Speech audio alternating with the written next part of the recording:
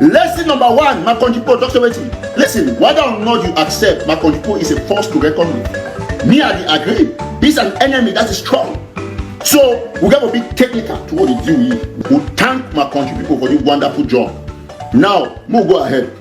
Now, make we look at page 7, the appendix where Abitel Wuna say they actually give a breakdown. So the title for this appendix now, analysis of votes cast at the plebiscite in Victoria Division.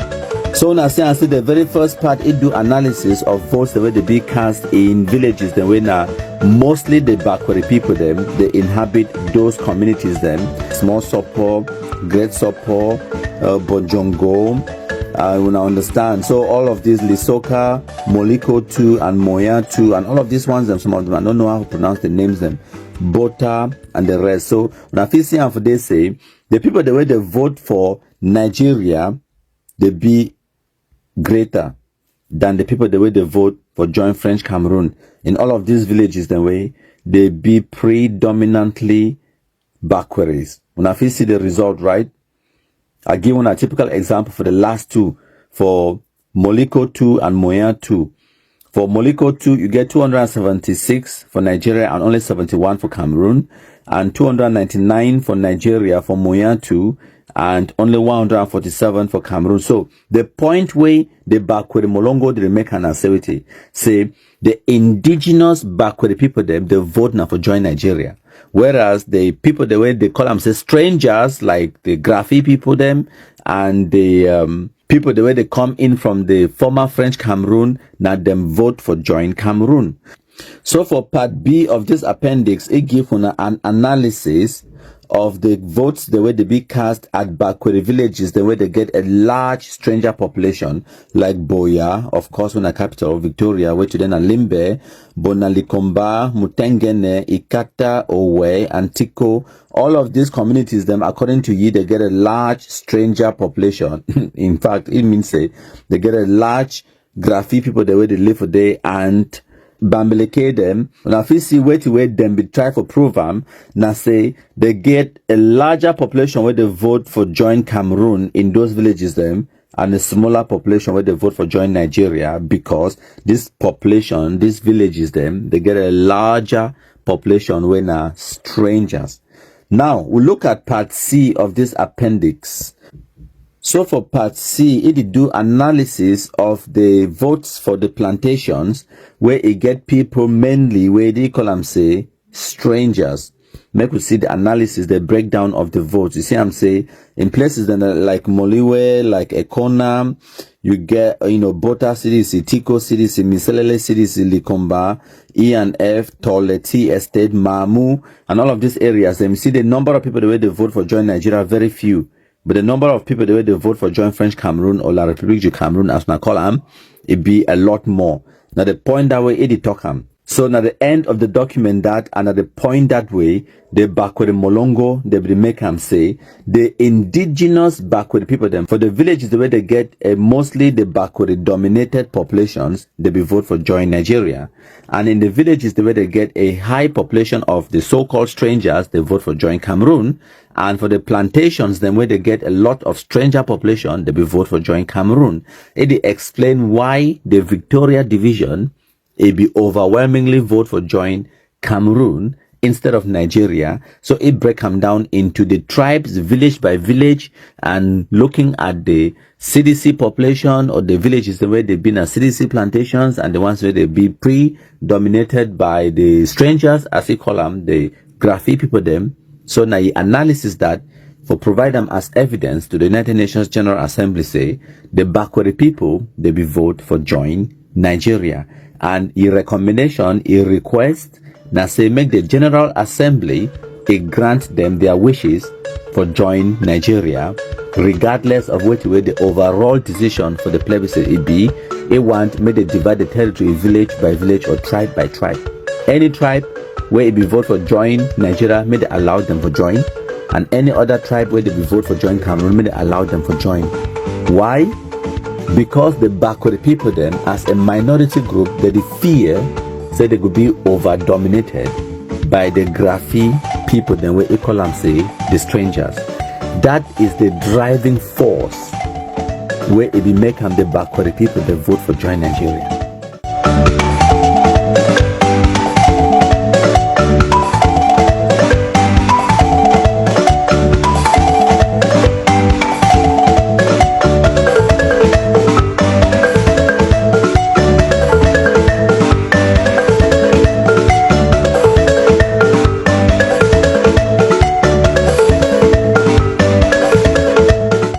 My country people them. Just a few days ago, on the 19th of February 2025, I began a message where some person inside the southwest is sent for me. It talks a countryman, the Kumkum distributors, they don't kill 5 armed terrorists for Bova, Bomboko village. And I ask you for spell them.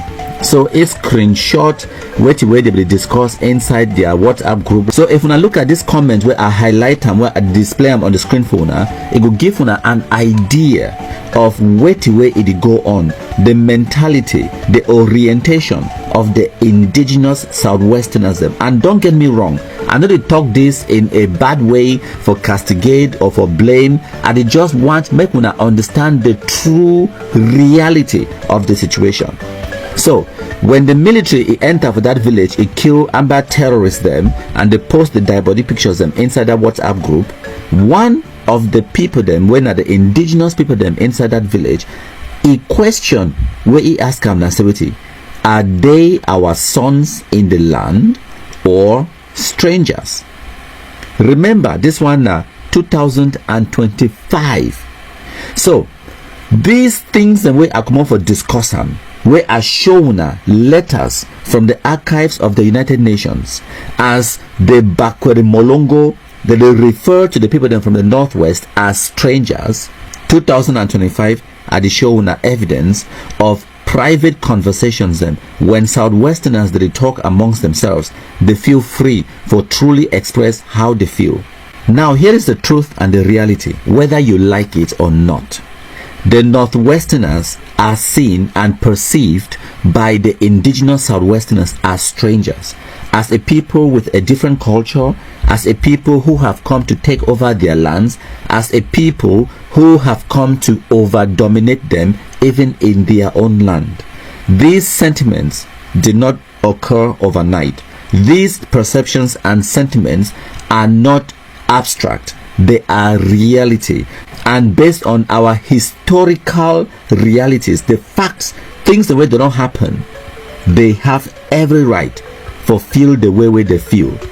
Now make we look at the Bakweri Molongo petitions from 1961, where they talk about their fear of over domination. They don't want strangers for come occupy their lands, take over their jobs, take over their lands, and then systematically wipe them out. That was their fear. They not only talk them amongst themselves inside some stupid WhatsApp group, no, they write them down on paper, they articulate them, they take them to the United Nations. It was public. The whole world knew that this is the fear of the Bakweris. For the plebiscite, they go on for vote for join Nigeria as a desperate way for run away from the over domination from the Grafi people then. Now what happened? For the plebiscite, the Bakweri people, the losses. Even after the plebiscite where the losses, they go petition and say, I beg una let we join with Nigeria because we don't want the over domination from the Grafi people then. They beg the United Nations after the plebiscite. Before the plebiscite they complain, during the plebiscite they complain, after the plebiscite they complain. Finally they don't get choice, the losses for that fight, and they join one and indivisible Cameroon. Now they form a new nation come the 1st of October 1961. You want to tell me say John Gutfoncha no be know about the sentiments of the Bakweri people then? You want to tell me say ST Muna and all the other KNDP politicians they no be know say the Bakweri people them, the Southwest indigenous people, they get this fear of over domination in their own land? You think say they no be know? Of course they knew. Now why that way? Even for 1990 when they be interview John Gutfoncha, it talks say during the plebiscite campaign, the campaign itself it will be very bitter. People they will predict say the plebiscite will end in bloodshed. Now who will fight who? Of course, now only two train of thoughts that exist. You will get the people the way they be want for join Nigeria, the Southwesterners them, the Endele them, and Bile their side they be want for join Nigeria, And of course, we get the other side, the other opinion of the KNDP, the John Gufoncha, the Estimuna them, where they be want for join Cameroon. Those were the only two opposing forces. So whenever they talk about a potential bloodshed, he was talking about, say, now the Northwest people, they go fight the Southwest people then. This is John Gufoncha saying it in 1990 about what happened in 1959, 1960, 1961, before the plebiscite, right? So they knew that there was this animosity. They knew that the Southwesterners were disgruntled. They knew that the Bakweri people felt as a minority that their rights would be trampled upon. They would be exterminated. Itokam for the petition say they will go extinct if they be allowed for join the Bamenda people then, right? They wrote it down on paper. Now, when the federation happened on the 1st of October 1961, did the Northwesterners take this into consideration when they were making political calculations? That is a simple question. Now make an answer on phone. From 1961 to 1972, the 11 years of the federation inside Cameroon, the two top positions the way they will be occupied by people then from the former West Cameroon, it will be now the Prime Minister of West Cameroon or the Vice President of the Federal Republic of Cameroon. In the 11 years of that federation, all of those two positions they will be occupied by all Northwesterners them. John Gufoncha himself, he will negotiate both of those positions for himself. So John Gufoncha will be now both the Vice President of the Federal Republic and the Prime Minister of West Cameroon. Estimuna as well occupied those two positions then. Between 1968 and 1972, at the end of the federation, Estimuna will occupy both of those positions then as the Vice President of the Republic and the Prime Minister of West Cameroon. In those 11 years of the federation, the fears of the Southwesterners were actualized. Instead of the Grafi people them, the Bamenda people them, the KNDP, the John Gufoncha, the Estimuna them, realizing, understanding the fears of the Bakweri, bringing them in, including them in government, no, they went about doing the exact opposite. They instead grind pepper, put down for their eye. Talk say we talk say we want for dominate una no, we go show una the true domination. Faced with that reality, why una think say the Southwest people they go ever want anything for do with the Northwesterners? Now why that way the federal structure it be crumble? Because the Southwesterners them, even though they be vote for join Nigeria, they make alliances with the Francophone government in Yaoundé for dismantle the federation because it no be profit them in any way. They understand they may be a minority, but the vast majority of the natural resources from West Cameroon were in their land. The CDC, palm mole, the deep sea port, and you can name the rest. It then are inside the Southwest people their land, but they be dominated by people the way they come out from the Northwest. So faced with this reality, now why that way the NDLA, the political parties and other people them, they start to align themselves with President Amadou Ahidjo as well in order for gain favors and political appointments and positions them where they will come from Yaoundé. I know some people they will talk, and I don't hear some people they talk say it is so, but the Prime Minister for West Cameroon it will be appointed by Amadou Ahidjo. So you know if we blame KNDP, you know if we blame John Gufoncha. Are you serious? So you want to convince we say the KNDP, the John Gufoncha, the Estimuna, they be talk say me President Amadou Ahidjo appoints our Westerner then for be Prime Minister of West Cameroon, but President Amadou Ahidjo deny. He say it go must be a Grafi man. Is that what you want us to believe? No. Listen, if John Gufoncha or Estimuna, Augustine Gomjua, they be stand, they tell President Amadou Ahidjo, say, listen, we don't serve as the Prime Minister of West Cameroon. Now is the turn of a Southwesterner to serve in that position. President Amadou Ahidjo would have appointed, he would have done that. But the fact now say, even as one of the claims say the position for Prime Minister for West Cameroon it will be appointed, that reality itself was negotiated by John Gufoncha and President Amadou Ahidjo. If the people then for former Southern Cameroons they be want that position for be an elected position, they would have written it in the federal constitution, but they preferred it to be appointed. Why? Because if not by appointment, then they go guarantee say it go always be a person where they want them. Because now the Grafi people they be want go join Cameroon, and and when they be vote for the plebiscite, they win.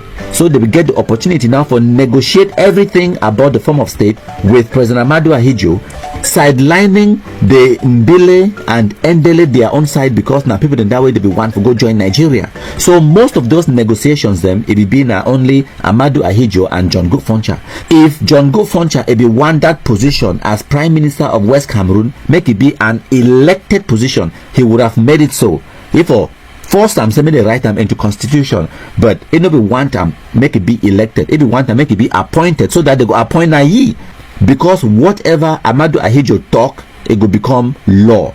It go appoint whoever it go be prime minister. It no go by election.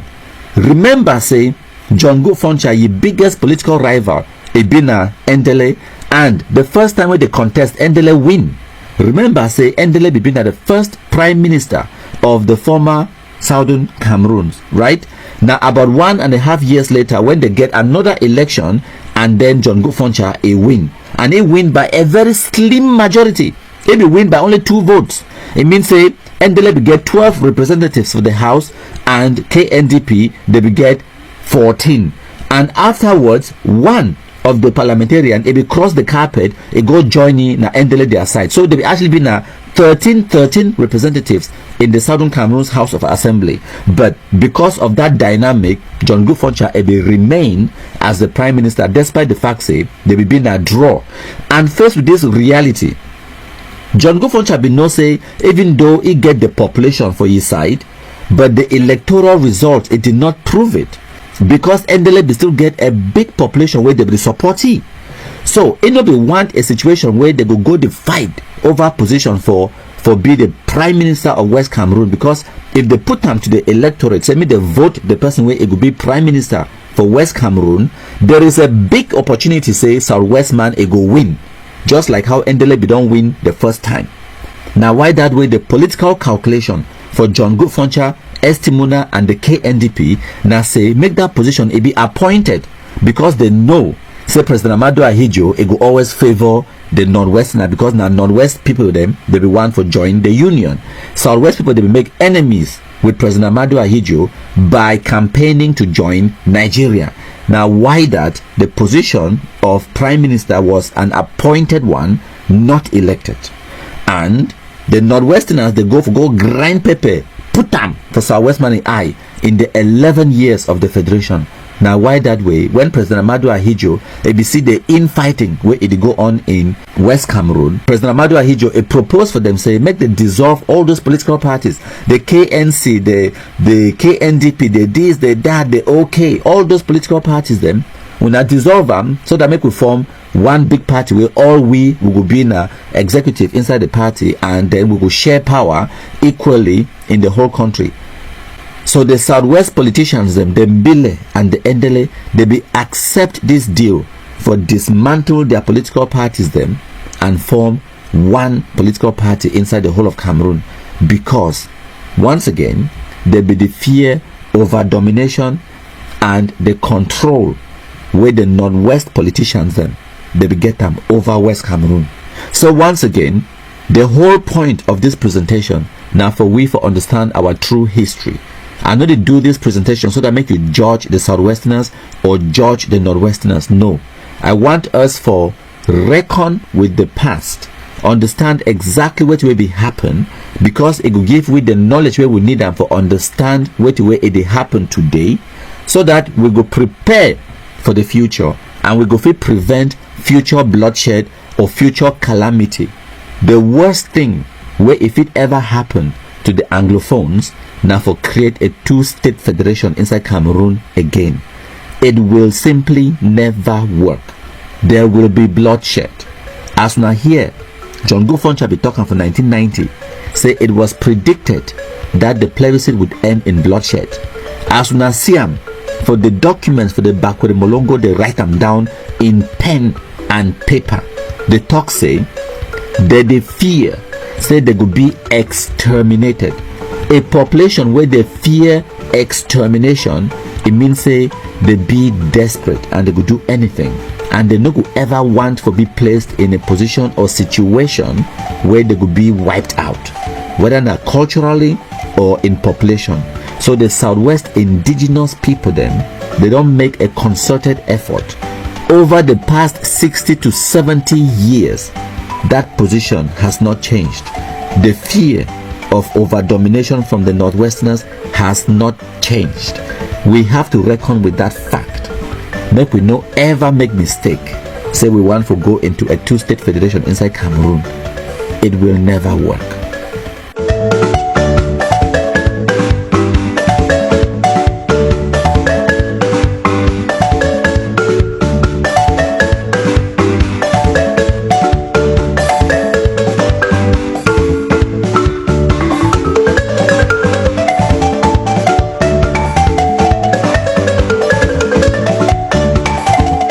For further reading, I want make una Google the Tombel massacre, because I know some people they go can't talk say countryman, we understand the Southwest people they fear over domination, and even John Gofoncha used to say we talk say the plebiscite end in bloodshed, but we Southwest people them would be peaceful people them. So this thing when they talk maybe they just try for fighting people them, say may they not go to two-state federation, say the fear of bloodshed. No, ma tell me something. It don't actually happen. Maybe say that something where we they postulate. Maybe not something where we they presume. Say if it happened. Google the Tombel massacre. Between 300 and 500 civilians they be being massacred on the 31st of December 1966. Where the Bakweri people they call them say the stranger population, the fear of the strangers, the fear of the Graffiti people them. A result in the Tombel, the Bakweri people them rallying themselves and taking weapons from the Cameroon government under President Amadou Ahidjo. They go massacre the Bambeleke people the way they run with the now. When I remember say in the 1950s, a lot of the Francophones them where they be agitate for independence, where they be under the UPC, they be run enter British Cameroons because they know say French soldiers them and the Cameroonian soldiers they know if enter inside because it been a different territory at that time. So a lot of these people then from the Bambeleke lands and the Doualas, they be enter inside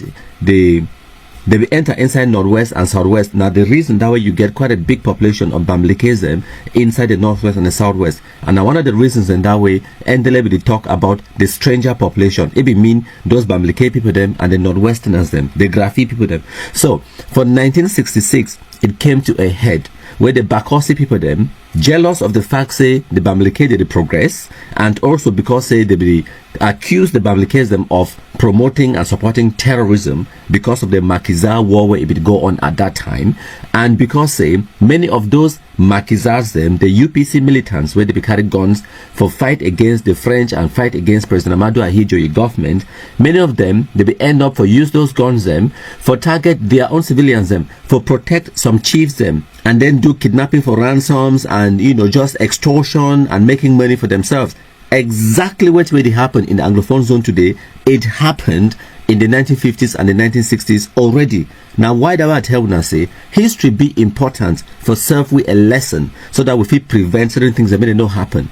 The reason why we keep repeating our mistakes in Cameroon, especially the Anglophones, now because we don't fail for learn the lessons from history. So these things where they happen in the Anglophone zone today, they don't already happen in the past.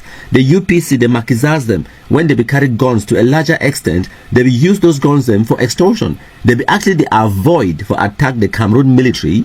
They be instead keep the weapons the way they get them, the few guns the way they get them, for fight for positioning themselves, seizing lands, seizing properties, and all of those things them. By 1966, it came to a head when with the Bakweri people them for Tombel, they rise up, supported by the Cameroon military under Amadou Ahidjo. They killed between 300 to 500 Bambeleke people them in Tombel alone. Google them for yourself. Now why that way we need for unearth and bring about these realities them, make what people they understand them, because you go back to two-state federation, this is exactly what will happen, and it don't already happen in the past.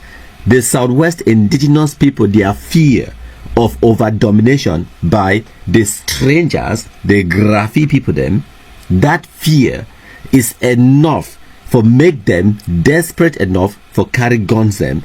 So going to so-called Ambazonia or forming any kind of political union between the Grafi people them and the Sawa people them, the Southwesterners them. It's a disaster that is waiting to happen. My country people them.